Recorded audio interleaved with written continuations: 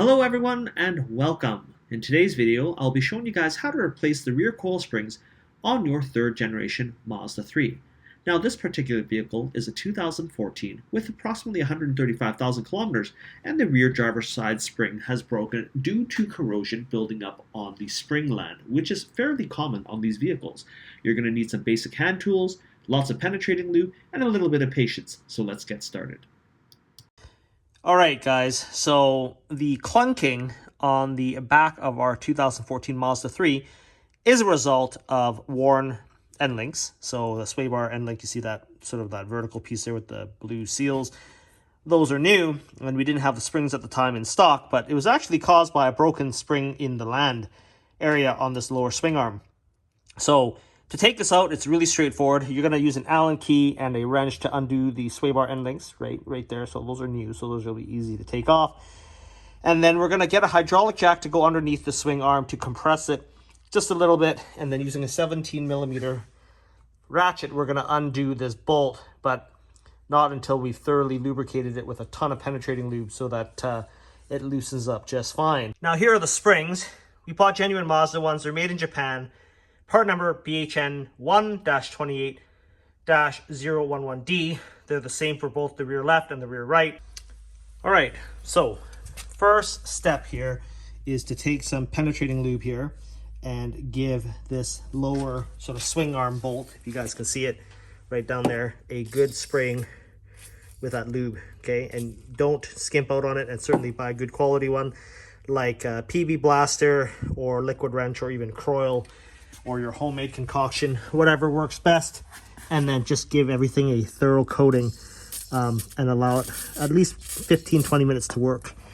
Feel free to break it loose with a long breaker bar. Just move it a couple millimeters and then spray it again just to allow that penetrant to work right through. Okay, so if you guys can see this is our end link on one side of the rear of the vehicle. When you change springs, you typically change them in sets. These were just put in like a week ago, so this is why it looks so new. Now, if you have older ones, these may need to be cut out. It can be difficult to get out at times.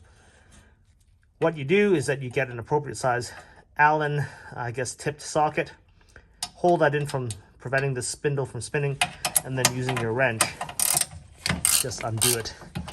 Like I said, these are brand new, so this is why it's really easy to take out. You're going to do the same for both sides. And just take off the part that connects to the lower swing arm. Now here's a service tip, guys. If you can't get the sway bar end link out because it's kind of angled at this weird spot, use your hydraulic jack and raise the swing arm up and down as needed to get that out without damaging the threads. Now the other thing is that if your Mazda 3 is equipped with, I believe this is a headlight angle sensor, because the swing arm is going to come down quite a bit, it's wise to just undo this little 10mm nut from the swing assembly so that you don't inadvertently break this arm off when you're trying to swing this arm down lower than its normal travel distance. And there's only one of those sensors on the back suspension, as the other side doesn't have it. All right, guys, so before we undo that lower control arm bolt, I placed a hydraulic jack underneath it and has just jacked it up such that it's making contact with the control arm and maybe raise it up about 1/2 inch. So it just makes contact with it. And the reason why is that this spring here has an enormous amount of tension on it, and so we want to make sure that it doesn't snap and pop off in our face. Now, I've thoroughly loosened up that 17mm control arm bolt. And I do want to make a note that on the other side, right here, if you guys can see it, there's sort of like that nut. Now, here is a close-up view of that lower swing arm that we had undone. Now, the bolt passed through here, through the lower knuckle, and then out this way. And you'll notice here on the end, we have this 17mm nut that just kind of sits in this nut holder here. You actually have to get a 17mm wrench on this side to prevent this nut from spinning around, because the welded holder isn't enough to prevent this from spinning. So just keep that in mind. If this is super rusted, highly recommend that you put a new one on. This one's still in really good shape. I'm going to coat the bolt thoroughly with some anti-seize compound prior to reinstallation so that it prevents future seizing if you have to.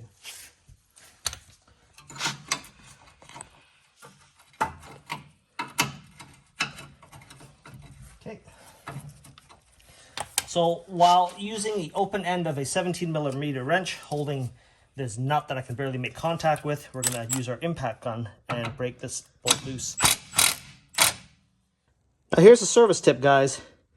Because that back nut is kind of shrouded in behind that little welded holder piece, if you're having trouble getting your wrench holding the nut on the other side, use a mallet and knock that bolt through the lower knuckle to expose more of that nut head so that you have a bit more grip on it. Okay, so with that bolt removed, you can carefully lower your jack, and you can see as it comes down that it opens up this gap quite a bit, allowing you to pull that spring out. All right, guys, so here is the one side that isn't broken, but you replace springs in pairs just so you get the same ride height. So the new spring is right here. Small side goes on the top, big side on the bottom. Now, before you install it, you want to make sure that the spring land is nice and clean. And typically what happens is that you can see the indentation from where the old spring used to sit. So here, the spring would sit like this. Now, when you pull the lower land out, you'll see you have these two little tabs. They actually line up inside with the holes on the control arm, like so, in here. Right, so you'll see there's a hole, and these two tabs sort of line up with it, positioning it properly. Same thing with the top one. There's no centering tabs per se, but if you line up the bottom of the spring into the rubber isolator and line up the top ones, then you're going to get them into the right position. So I'm just going to place it approximate to where the old spring was, and then locate the lower portion and then line it up to the isolator. We're going to push down on our control arm, route this in very carefully, lining up where the spring ought to go, and then making sure you get this upper isolator on this little protrusion on the frame. You're going to get your jack underneath right around here so that you can safely jack it up to compress the control arm back up so that you can pass the bolt through the knuckle. So we're going to apply a ton of anti-seize onto our bolt. We're also going to slide this into the slot. You can't really see it in the video, but it's going to be on the lower control arm. Just slide this into place for now. And then we're going to slowly jack up this control arm. Back up until the holes line up, and then you're just going to wobble that bolt through and gently tap it with a mallet until it makes contact, and then using a ratchet you're going to start screwing this bolt in first, making sure that you feel for any cross-threading on that nut that's being held in with those welds on the control arm. Okay, so here is another angle from the control arm. You can see there's that weld that kind of holds this nut roughly in place, but really you need the wrench to hold that down. And then you're going to get a helper to ratchet this down to 75 foot-pounds while someone else competent holding a wrench holds this nut from rotating. Okay, so now that we've tightened our lower control arm bolt, we can slowly lower our suspension back down. And the next step will be to reattach our rear suspension angle sensor and also the sway bar end links. All right, guys, so new springs, 75 foot-pounds on each lower control arm bolt. End links are tightened up. Rear suspension angle sensor bolted back in. All parts coated thoroughly with anti-seize compound to facilitate easier removal in the future and corrosion protection. Double check all your work, and that's how you replace rear springs on a Mazda 3.